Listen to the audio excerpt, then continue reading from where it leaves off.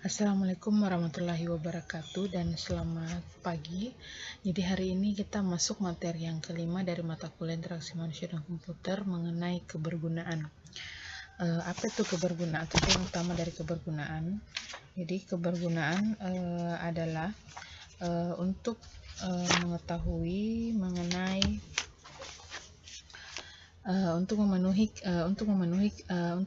kriteria khusus dari kebergunaan.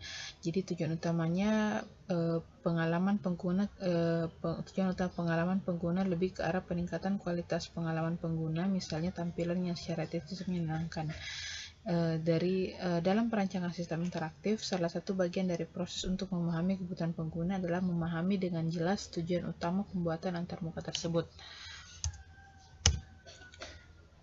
Nah, di sini dijelaskan mengenai kebergunaan, definisi kebergunaan.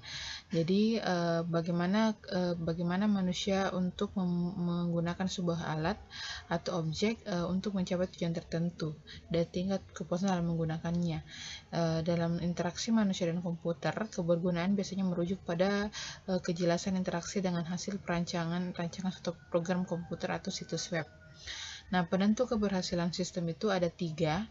Jadi yang pertama ada useful, ada usable, dan used. Jadi berguna, dapat digunakan, dan digunakan. Jadi ketika Anda menyukai satu aplikasi dalam sebuah sistemnya atau antarmukanya itu bisa Anda tentukan dari ketiga penentu keberhasilan yang telah disebutkan. Komponen kualitas kebergunaan di sini menurut Nielsen ada 5 komponen. Jadi yang pertama ada kemampuan untuk dipelajari. Terus yang kedua ada cara yang dapat dilakukan sistem. Yang ketiga mudah diingat. Yang keempat itu kesalahan dan keamanan atau perlindungan. Terus yang kelima adalah kepuasan. Jadi salah satu poin penting dalam sebuah sistem, apakah pengguna bisa merasa puas ketika setelah menggunakan atau tidak, ya. Jadi di tugas pertama saya sudah jelaskan aplikasi yang sering Anda buka, sering Anda gunakan, apa fungsi dari aplikasi tersebut, apa dampak positif yang Anda dapat dari penggunaan aplikasi tersebut. Jadi misalnya ketika Anda mau menggunakan aplikasi perbankan yang entah berbasis Android ataupun berbasis web. Jadi apa fungsinya? Ya pada saat Anda butuh untuk mentransfer ataupun mungkin mengecek saldo dan segala macam, itu tanpa harus keluar dari rumah. Jadi ada beberapa aplikasi yang mungkin kita bisa gunakan pada saat kita kondisi genting.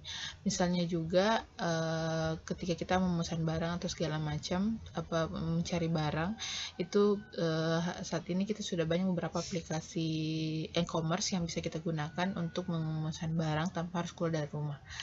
Seperti itu.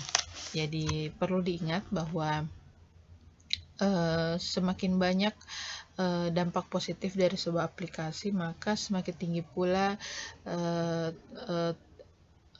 fungsi dari aplikasi tersebut. Nah, di sini ada bagian dari uji keberagaman. Jadi uji kebergunaan menurut Levy and Corrad. Jadi yang pertama ada uji eksplorasi, bertujuan untuk menguji sebuah sistem dan mencari titik-titik di mana pengguna mengalami kebingungan, kesalahan, atau unjuk kerja terlambat.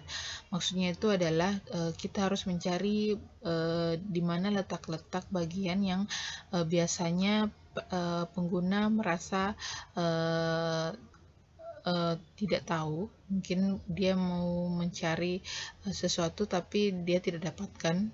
Terus yang kedua mungkin beberapa hal yang mungkin kesalahan dan sebagainya, ya.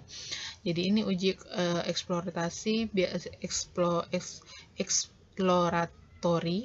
Ini mungkin kita bisa dapatkan ketika kita memakai aplikasi berbahasa basisnya bahasa pemrograman, misalnya Dev atau mungkin yang nantinya Anda bisa belajar di Chef Develop dan yang biasa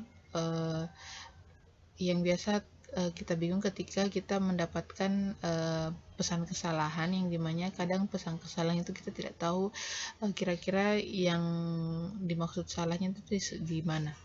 Terus yang kedua ada threshold testing, digunakan untuk mengukur kinerja sistem terhadap sejumlah sasaran yang ditentukan terlebih dahulu. Uji ini merupakan uji lolos atau gagal ya.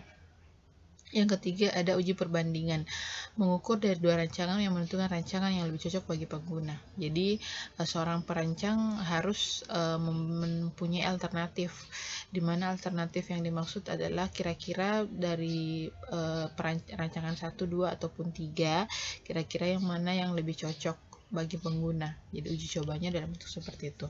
Terus yang kedua ada menurut Hilbert atau Redmill, ada uji formatif dan uji sumatif.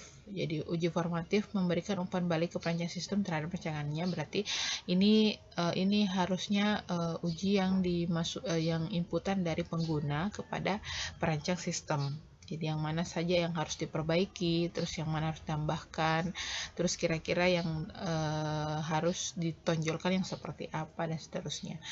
Terus yang kedua itu uji sumatif, memberikan penilaian terhadap produk jadi.